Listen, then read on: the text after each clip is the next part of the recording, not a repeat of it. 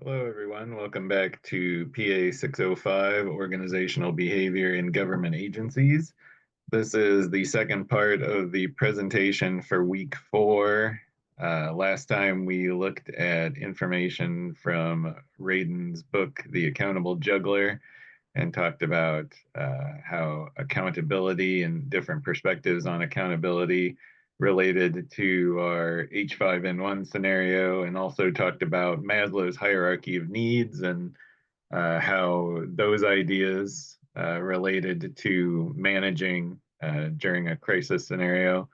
Now we're going to pick up with part 2, talking about resilience and some different perspectives on resilience.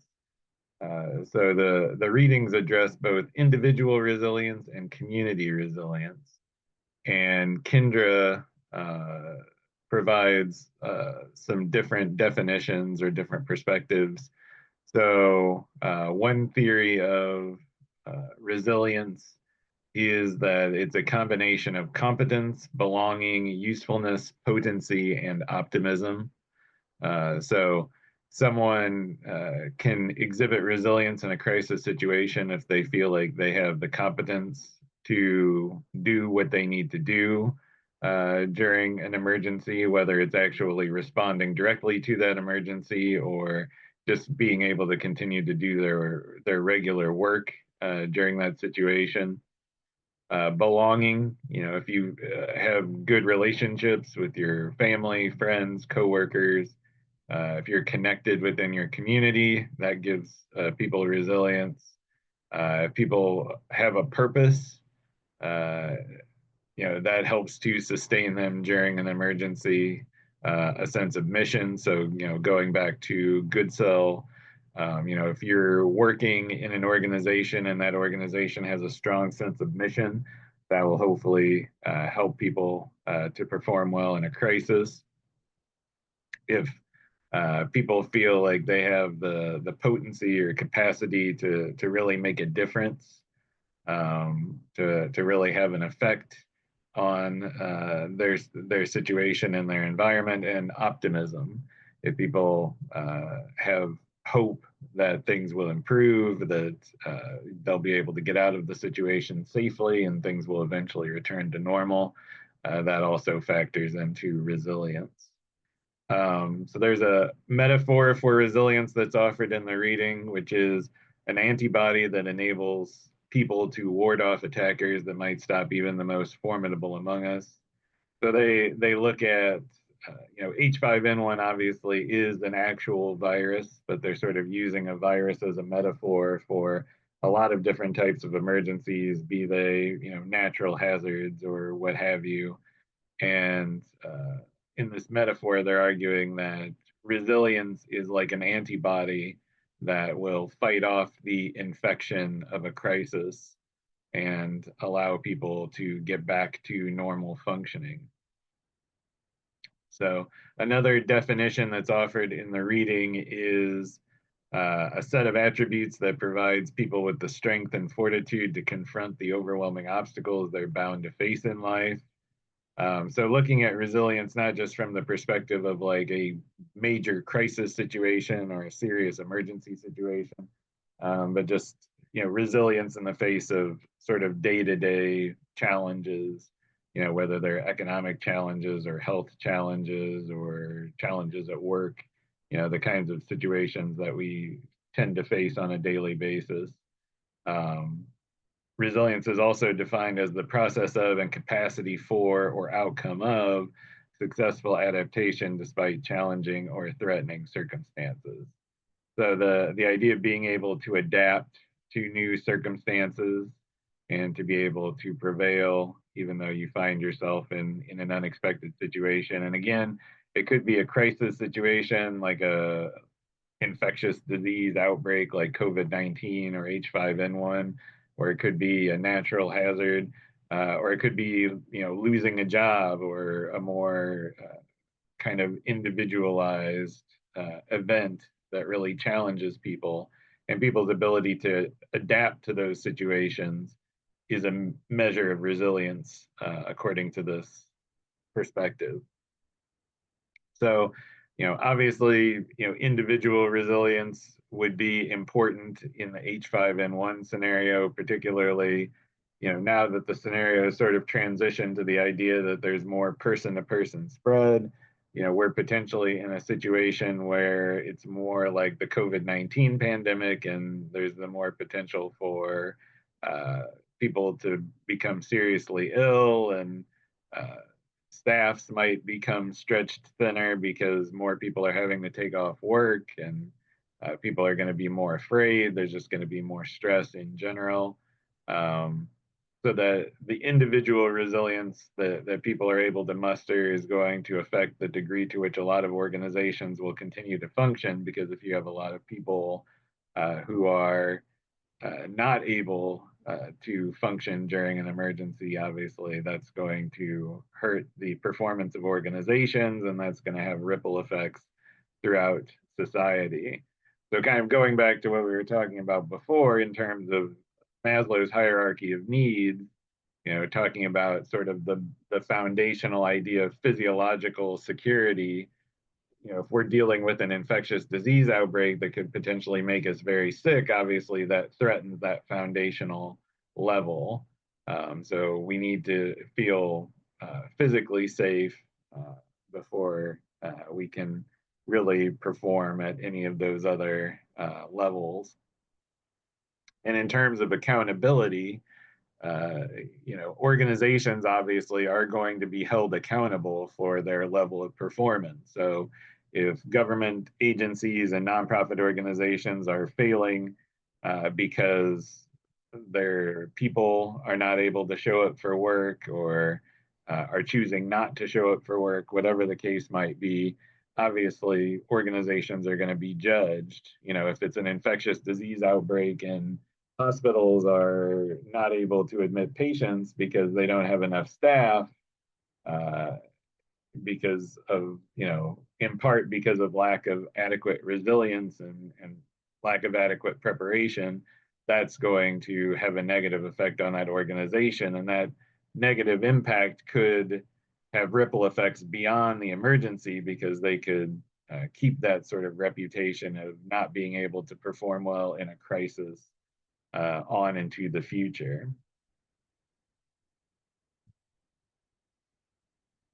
So that sort of leads into the idea of organizational resilience, which is differentiated from individual resilience, although certainly they're connected, because if you've got a lot of issues with people who have a lack of individual resilience, that's going to weaken the overall organization. But they mention the idea of high reliability organizations. And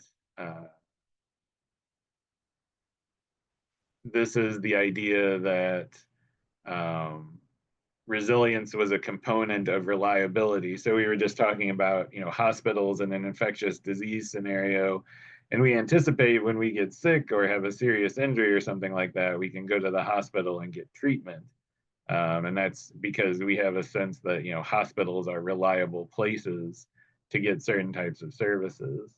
So in an emergency like COVID-19 or H5N1 or anything like that, um, the level of reliability is going to be based in part on the level of resilience, which involves, norms of communication, improvisation, and shifts of decision-making power, according to the reading, to people who are close to the action. So there needs to be communication throughout the organization, from the highest level to the people on the front lines. There needs to be improvisation, and that kind of gets back to that idea of adaptability. You need to be able to uh, change your perspective and change the way you approach situations based on changes in circumstances, whether that's a change in the number of staff or a change in the equipment that is available. During COVID-19, you had situations in hospitals where people were, running short on personal protective equipment, so they were using, garbage bags and other sort of makeshift things to stand in for hospital gowns and other types of personal protective equipment.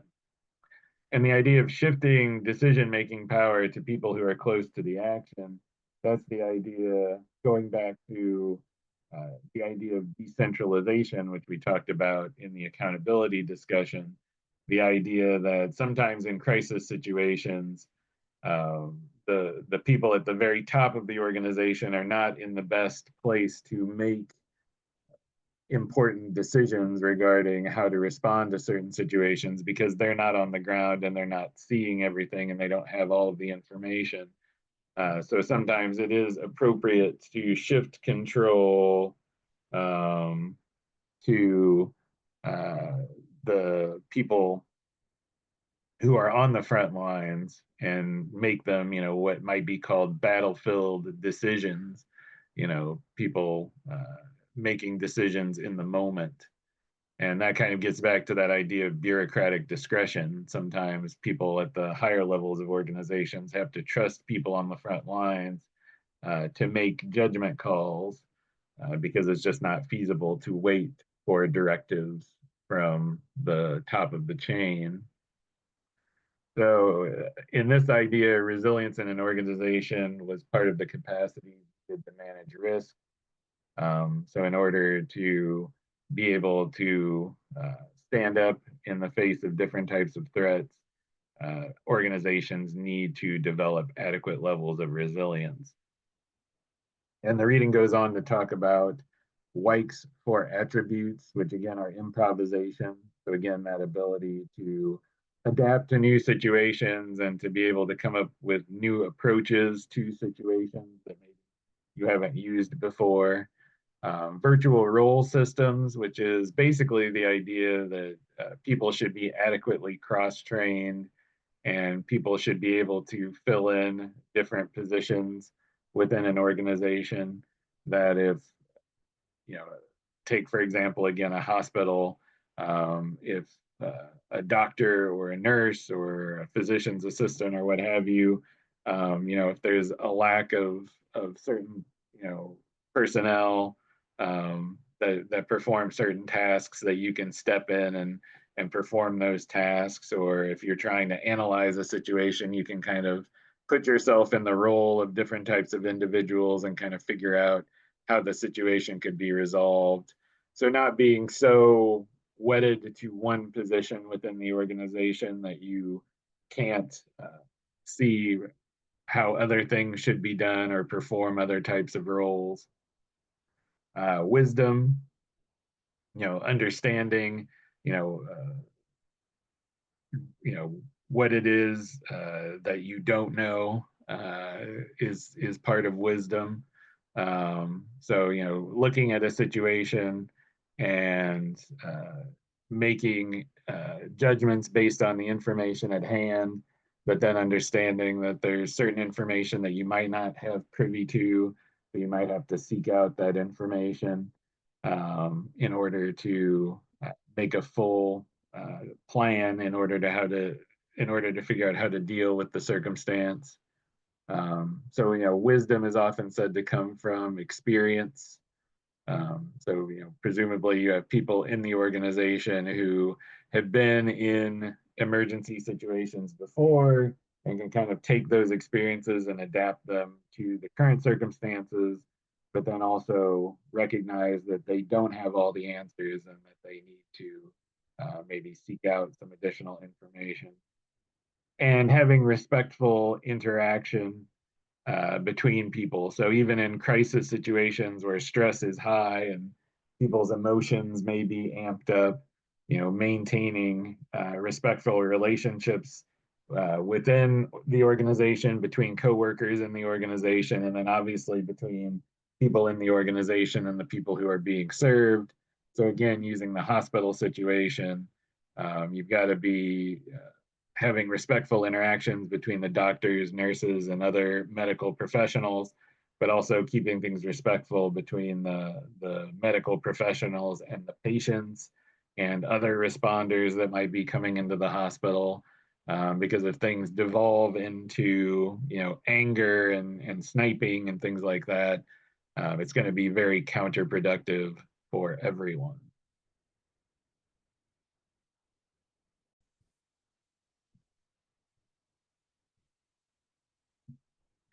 continuing with the discussion of organizational resilience and individual resilience.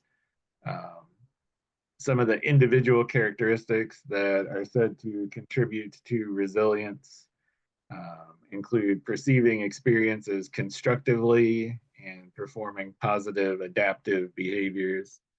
So, being able to look at a situation and being able to see, potentially the positives that could come from that situation, or the positive outcomes in terms of being able to, again, using the hospital as an example, um, you know looking at it as an opportunity to learn how to serve patients better under difficult circumstances, um, maybe develop some new techniques and approaches that could be used in the hospital moving forward. So, trying to put some kind of a positive spin on the situation.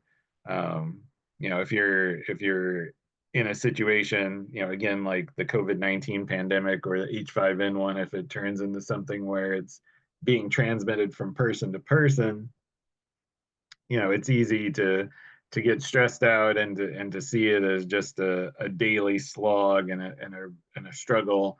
And it is, and people are going to struggle and people are going to feel stressed, but trying to take something positive from that. And one thing people took positive from COVID-19, and presumably they'll take it from future emergencies as well, is the development of camaraderie and stronger relationships. You saw that kind of in the Neil reading about the professional learning communities and the teachers coming together to help each other during COVID-19, and developing those kinds of relationships that hopefully will translate into future collaborations down the road. And then performing positive adaptive behaviors. So, being able to develop good adaptive behaviors in our regular lives so that when things happen and disrupt our lives, even more, like a serious emergency, an infectious disease emergency or something like that, we're in a better position to respond positively to that. So it's easy to we get into our routines, and it's really easy to, whenever anything goes wrong, we have car trouble, or, um, there's a long line at the checkout at the grocery store, or we miss an appointment or something like that. It's really easy to kind of let those things negatively affect us, worldview and our attitude and all those kinds of things. So developing sort of good adaptive behaviors where we are in a position where we can respond to those things positively. And if we develop those kinds of capabilities to see the best in different situations and to not let those completely throw us off, we'll be in a much better position to respond to bigger emergencies down the road. And I think a lot of people did develop that, during COVID-19, where, a lot of us were, forced to stay at home, and we weren't able to go to our regular restaurants that we like to eat, and we weren't able to go to church. And, a lot of things were disrupted. Kids weren't able to go to school. So in order to kind of survive that situation, I think most of us had to engage in those kinds of positive adaptive behaviors, and also, look at those experiences constructively. So think about, how could this help to make our family closer? Or how could I use this as an opportunity to get closer to my friends by communicating more, through Facebook and Zoom and things like that. It also talks about in the Kindra reading, organizational norms facilitate individual action. So the idea of goal-directed solution seeking. So that kind of harkens back in my mind to Goodsell. In terms of goal, you could substitute the term goal with mission. and you're trying to find solutions to continue to achieve your mission, even though the circumstances are very difficult. So you're always looking to uh, not only survive during these situations, but find ways to continue to move the organization forward. Multiple source reliance. Um, so you want the organization to not be too dependent on any one source for essential goods or essential services. Um, so again, when it comes, and this is one of the things that became apparent during COVID-19, like with personal protective equipment and hospitals, when you have key resources that you're going to need during an emergency, you don't want to be completely dependent on one source for that material, because there's a high probability that either that source will be running out, or in some cases during COVID-19, there were businesses that were breaking their contracts and sort of selling to the highest bidder. So you want to have redundancies built into the system where if there's essential things that you're going to need, there's a fallback you can go to if your original source doesn't perform. And then that gets into, again, resource access. People to get their jobs done need resources. And that could be material resources, but that can also be information. People need access to good information during emergencies. So if you're in the public health sector, you need information about how serious a threat is in your community. Um, if you're working in other public service areas during an emergency like this, you're still going to need an understanding of what trends are going on in the community. How severe is the infection rate? Um, you know, because that's going to dictate. Say you're looking at like children's services, you know, if the infection rate is increasing, that increases the probability that children are going to be out of school. And if that probability that children are going to be out of school increases, that potentially puts more children at risk. So you need to have that kind of information on hand to sort of know, you need to step up home visits, you need to step up your own surveillance practices to account for that. Kendra lays out some elements of resilience, some of which we've touched upon already. We've talked about improvisation, being able to adapt to new situations and come up with new ways of solving problems. Natural resources, just in terms of communities and organizations at large, all the way down to the individual level. You're obviously going to need access to natural resources in order to continue to engage in regular manufacturing, and obviously water is going to be essential for a variety of reasons. So if any of that is being threatened, that's a major issue for resilience. Physical infrastructure resources, so being able to maintain your utilities, your electrical, your water, making sure your power stations have adequate personnel and adequate equipment. Roads are continuing to be maintained. Railroads are operating effectively, because if you start to have crumbling infrastructure, uh, the ability to get necessary goods and services to people is going to be severely hampered, and loss of power and water obviously has a lot of negative implications. You want to have both institutional and community capital. So you need to have capital within your institutions, your hospitals, your schools, your government offices, all those things that people are going to depend on in an emergency. And within the wider community, you need to have community capital. So you need to have nonprofit organizations, faith-based organizations, different types of groups that can contribute strength in the event of an emergency. Political capital, again, you want to have a well-functioning government in any type of emergency. And political capital in terms of a well-functioning government, but also political capital in terms of people having some connection or some relationship with the government.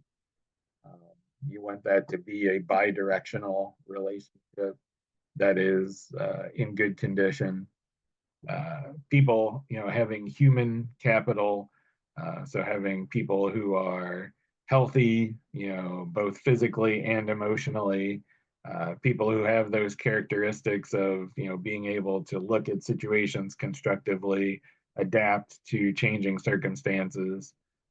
So if you have a lot of people in your community who are, have health issues, have emotional issues, things like that, you need to look at ways that you can improve those conditions prior to a disaster or an emergency, because those are definitely going to become severe issues.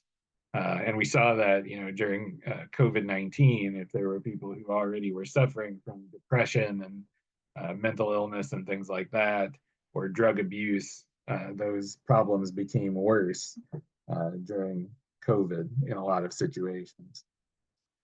Economic capital, obviously, the stronger the economy is of a community going into a disaster like a COVID-19 or H5N1 kind of situation, the better they're going to be able to weather the storm. If businesses have capital saved up, if people have capital saved up that they can live on. If the government is in a good financial situation, that's going to make a big difference in terms of the community being able to bounce back, as opposed to having a lot of businesses closing down after the emergency has passed. And then social capital kind of relates to a lot of these things, but again, it's the idea of as individuals, our relationships with our family, our friends, our coworkers, being a part of different organizations, civic organizations, religious organizations, political organizations, whatever the case is. But having people in the community who have connections and organizations within the community that have connections. Because if there's not a lot of connectedness in the community going into an emergency, it's hard to build those bridges during the emergency. So the Gill and Ritchie readings looks at some particular examples of some emergencies that have happened in the past. And 3 Mile Island was a situation back in, I want to say 1979, I believe, where a nuclear reactor in the United States, I believe it was the state of Connecticut, experienced a near meltdown situation. And this was before, the Chernobyl incident where they had an actual meltdown. So, Gill and Ritchie look at that and they try to draw some lessons from that. And they refer to the book Normal Accidents by Pero, which came out in 1984, which actually, again, preceded the Chernobyl situation. But Pero's takeaway from 3 Mile Island and other kinds of similar incidents was that tightly coupled technological and organizational systems are bound to fail. So when you have complex technology and keeping that complex technology operational depends on well-functioning organizational systems. So there's a lot of codependency going on there. The technology depends on the organizational structures, and the organizational structures depend on the technology. In Pero's view, those types of organizations are bound to fail. error-inducing systems, according to the reading, can be improved to reduce probabilities of failure, but there's always potential for design flaws, failure of parts and procedures, operator errors, and unanticipated conditions. So, you can look at any situation where there was a major catastrophe that involved technology failure. I was recently reading a book about Chernobyl, and that really applies to that situation, where there were both failures of equipment at Chernobyl, but there were also errors in operation, people doing things that they shouldn't have done, and unanticipated conditions can come into play as well.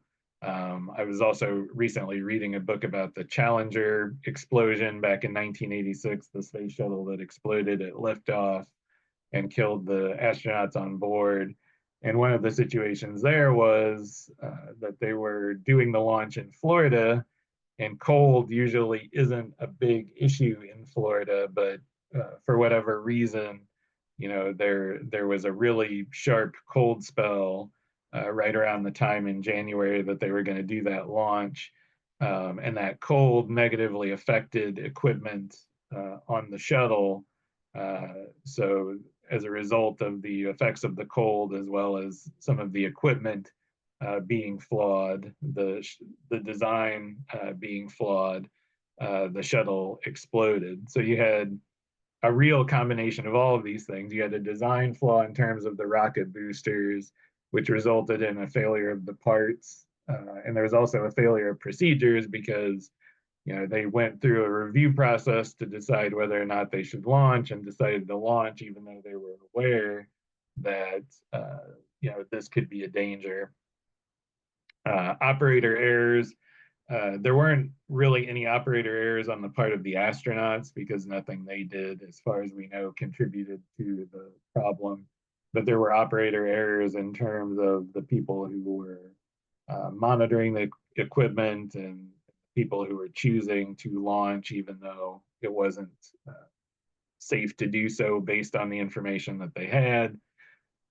So that's a good example of an error-inducing system. So if you read anything about, and there's a good book, I'm still finishing it, called Challenger by Adam Higginbotham, and that's a good book. But there's a Netflix documentary series that talks about it. There's a lot of good sources out there if you want to learn more about that. So another lesson is that systems resist regulation, provide inadequate warnings, and lack public preparedness. And that was true in the case of 3 Mile Island and Chernobyl, where there's inadequate regulation. The situations emerged in a way that provided inadequate warning, and even when it was clear that there were dangers from radiation, the company who was managing the plant and the government didn't really adequately warn the public about what was going on, and there wasn't adequate preparedness. There weren't adequate plans in place for how do we evacuate people and things like that. So it's noted that disasters are embedded in social processes rather than merely onset. So disasters don't just occur because of hurricanes or because of wildfires or because of nuclear plants malfunctioning, but disasters occur because those events happen and we haven't prepared adequately socially to deal with them. We don't have the resilience in place, we don't have the preparedness in place to deal with them. So the point that I think Gil and Richie are trying to make is that we sort of, in the way that we sort of operate on a day-to-day basis in society, we sort of sow the seeds for these disasters. So when these events occur, we're not prepared to adequately respond to them. So I mentioned Chernobyl. Chernobyl was talked about as an exemplar of how risks in the modern era transcended space and time as well as social class.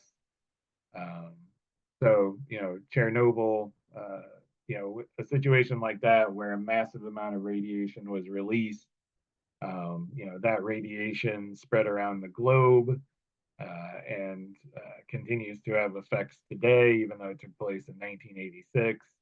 And it's something that, regardless of how wealthy you are or anything like that, when a major radiation event like that occurs on a global scale, that's going to affect you. And the same is true. There was Fukushima in Japan, another nuclear incident back in 2011, similar kind of situation.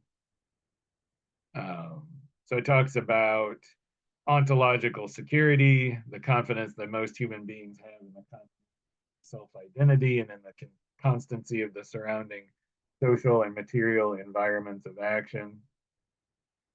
So, we have this sort of day-to-day belief that things are going to stay relatively stable, that I'm going to be the same person doing the same thing tomorrow as I am today, that the sort of social environment and material environment is going to stay the same. I'm going to continue to go to work the same place. I'm going to continue to live in the same house. All of those kinds of things.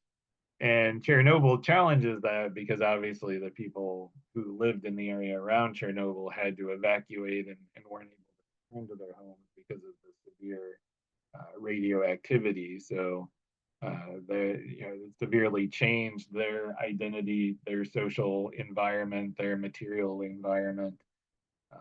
So it's similar. You could say similar things for the wildfires in California, even though a lot of people in the long term probably will try to rebuild.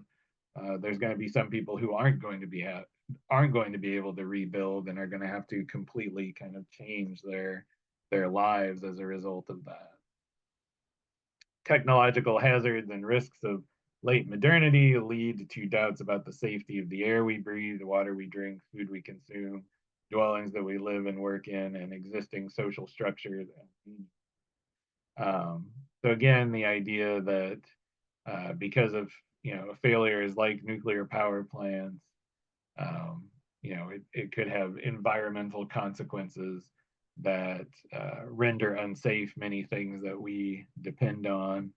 And you can look at, similarly, you could look at computer systems and the risk that if, a major hacking event were to take place and affected electric utilities and water utilities and a lot of different systems, that would also have, drastic negative consequences moving forward. So, we have to be aware of those technological hazards and try to take adequate preparations. And I think that's something that we're continuing to struggle with, is really coming to terms with the risk of a major hacking event from a hostile force creating societal disruption.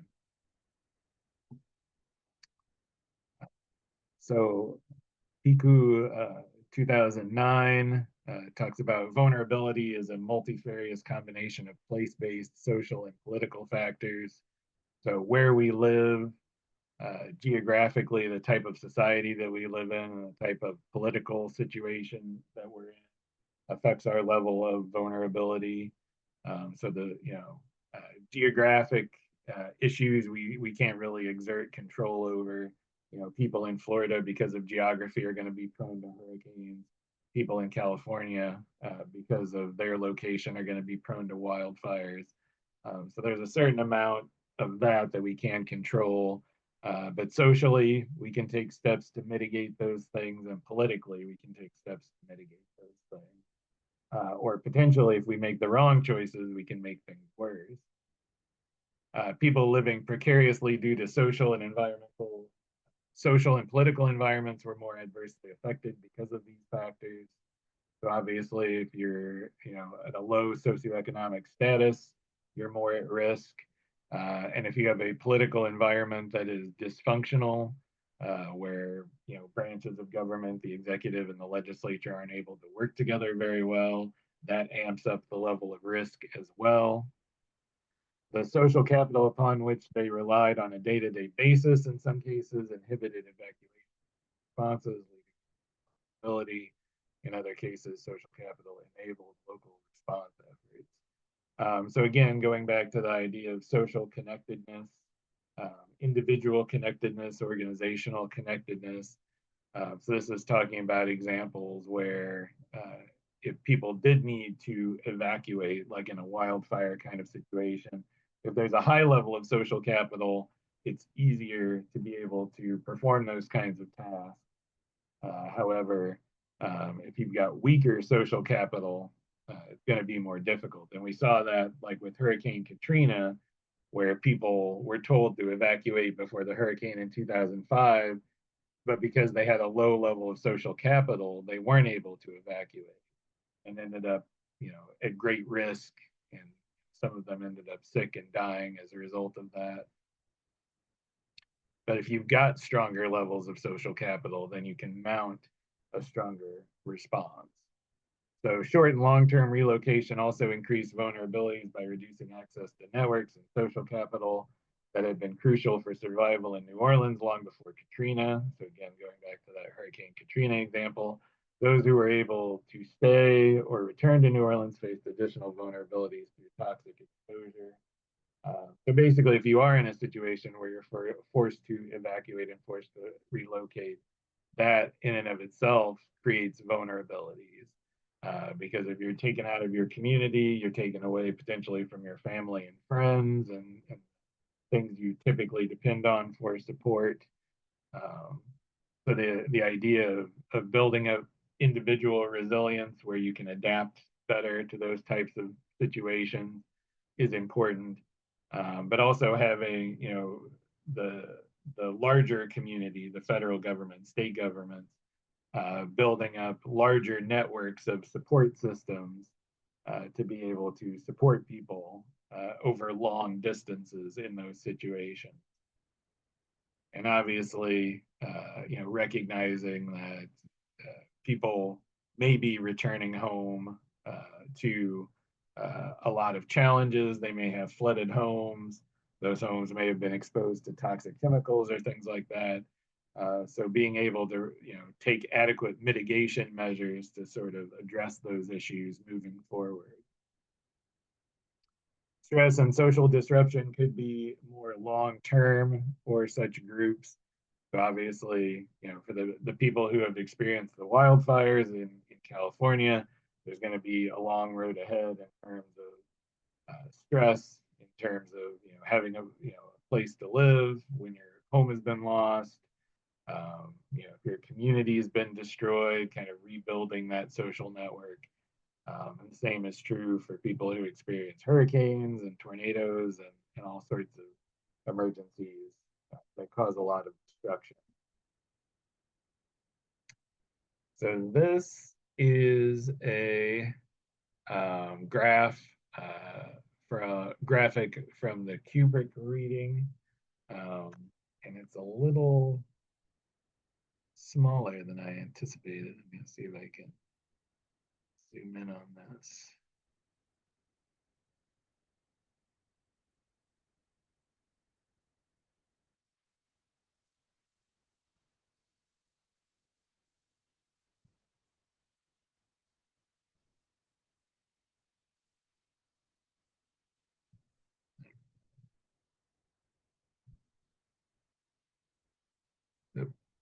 Okay, it's about as good as. But obviously, you can look at this in your reading. But this is a graphic that kind of illustrates, I think, some of the things we've been talking about, where it looks at, it has individual level,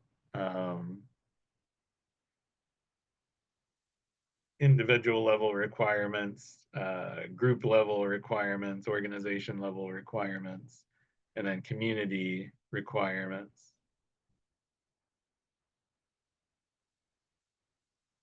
So you see at the individual level, you have public safety personnel, um, and members of the public, and then their interactions.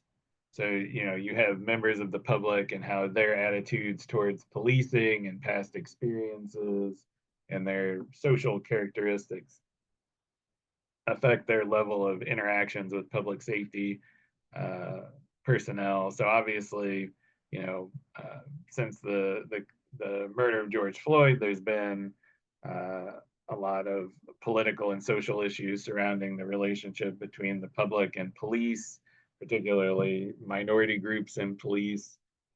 So those things are going to come into play. So in an emergency kind of situation, the public is going to be dependent on the police to provide certain services, but the degree to which those services are going to be able to be performed well is going to depend on those interactions.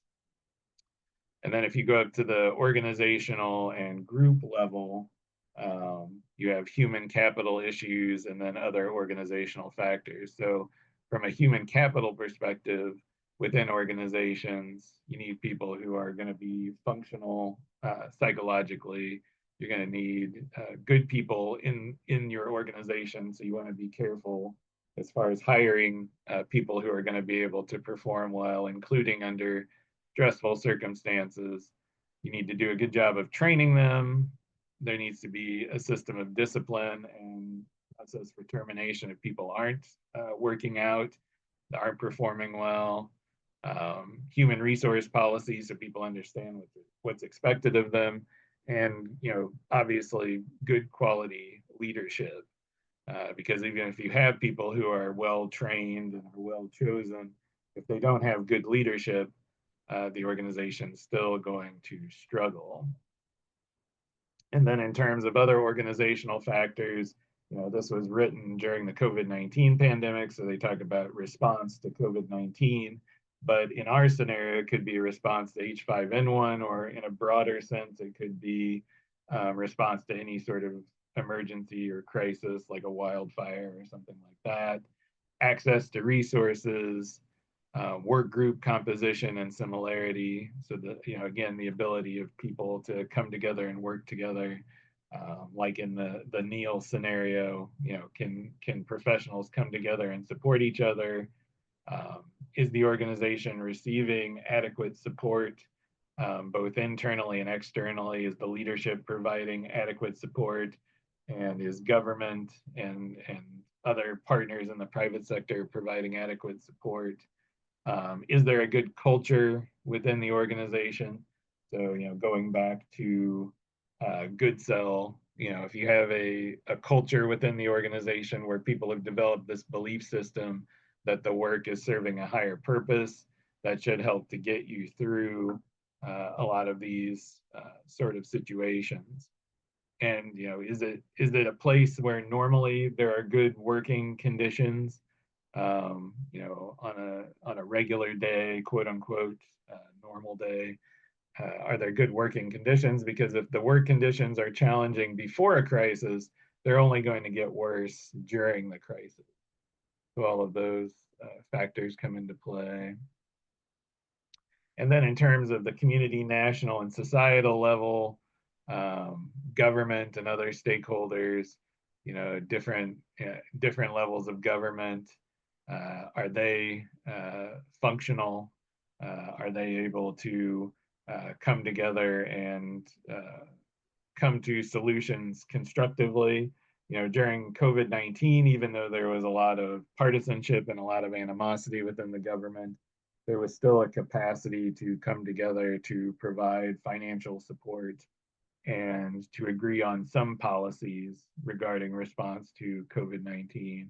But if you have a situation where there's just a complete breakdown between the political parties, or a complete breakdown between the federal government and the state government and local governments, that's going to be a huge problem in a future emergency.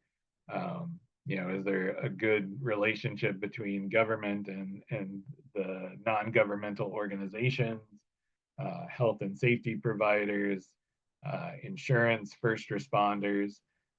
So there needs to be good working relationships among all of these stakeholders that are going to be key to leading an emergency response.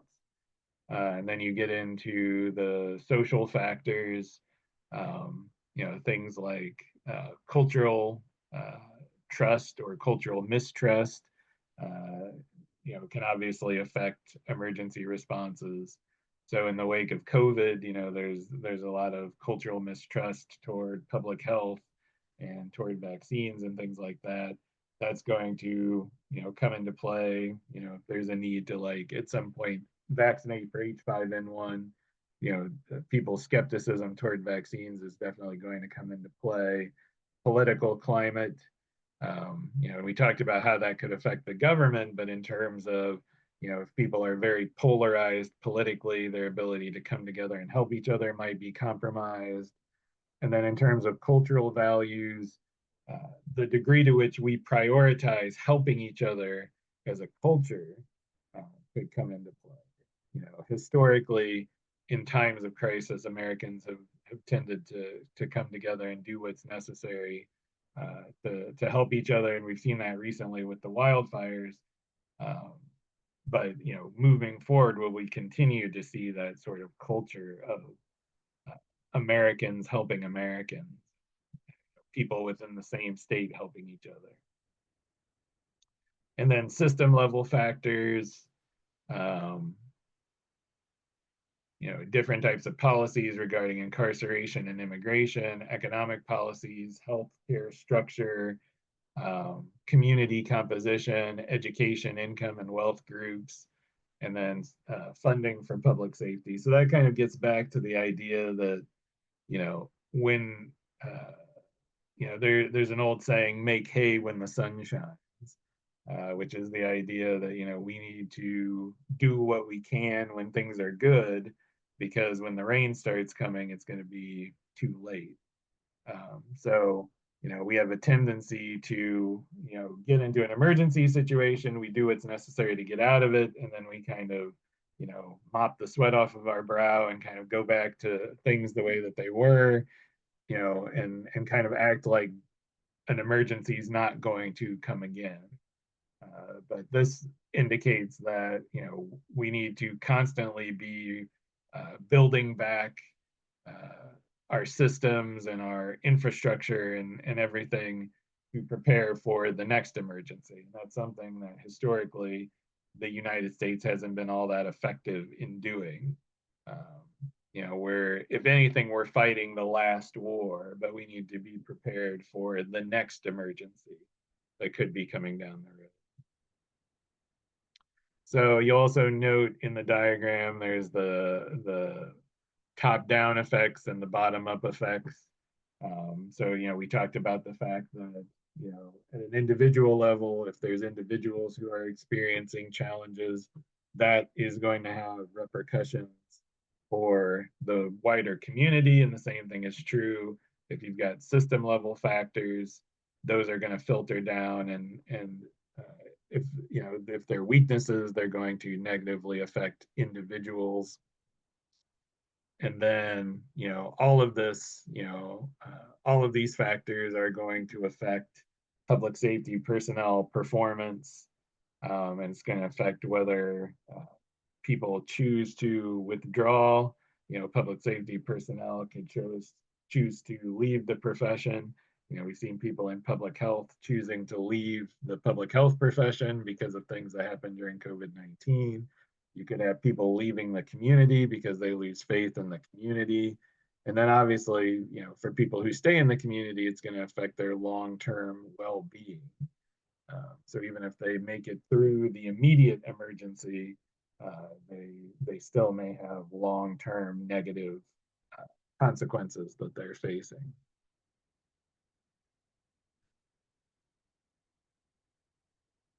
So to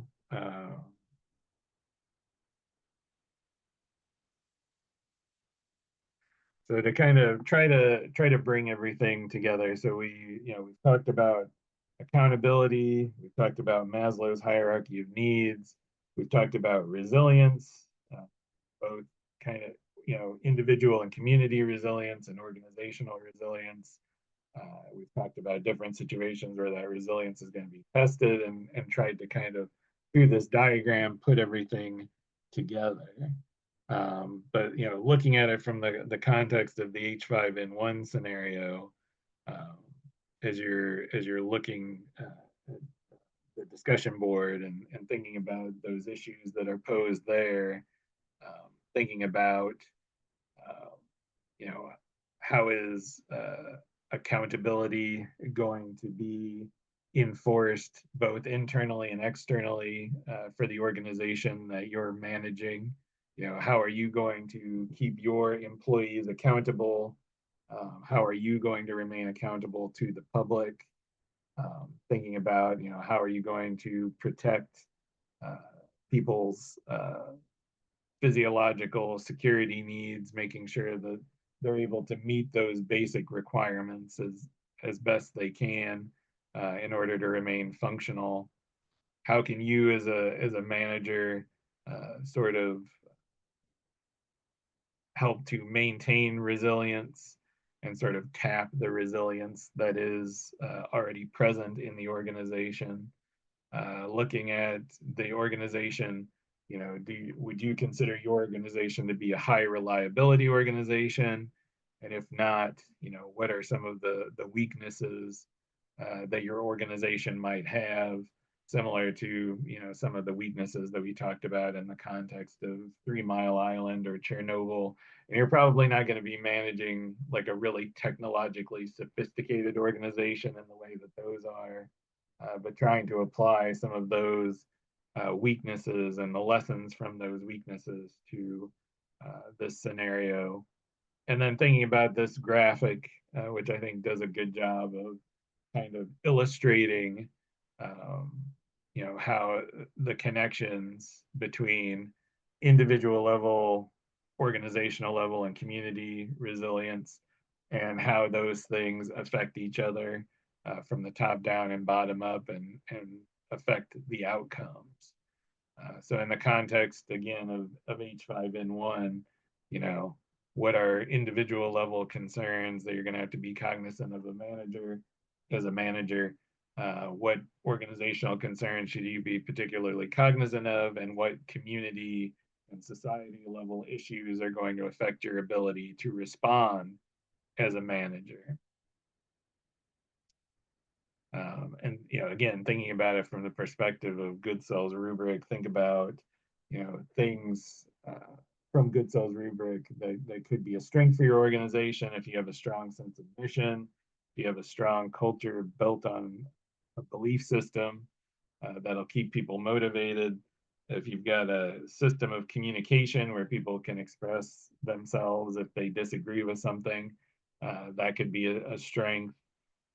If you're meeting a clear societal need and you can rally public support, that's going to be helpful. But also think about, what areas could you potentially be weak in? Because again, when we get to the end and have to do the SWOT analysis, you'll have to think about kind of what are the strengths of my organization in a situation like this, and what are the weaknesses in a situation like this. So I think we'll wrap it up there. So for next week, for Monday, complete the 4th PACBAC discussion. And then in week 5, we're going to be looking at McGregor's reading, the human side of the enterprise. That talks about theory X and theory Y for some of you who may have encountered that in the past. We're going to talk about some more readings related to COVID-19, telecommuting to telecommunity, which is relevant because it seems like there's a movement at the federal level and in some states as well to kind of do away with telework. So that'll be interesting to look at. And then looking at the Distazo reading on workload and how changing workloads can affect different types of employees differently.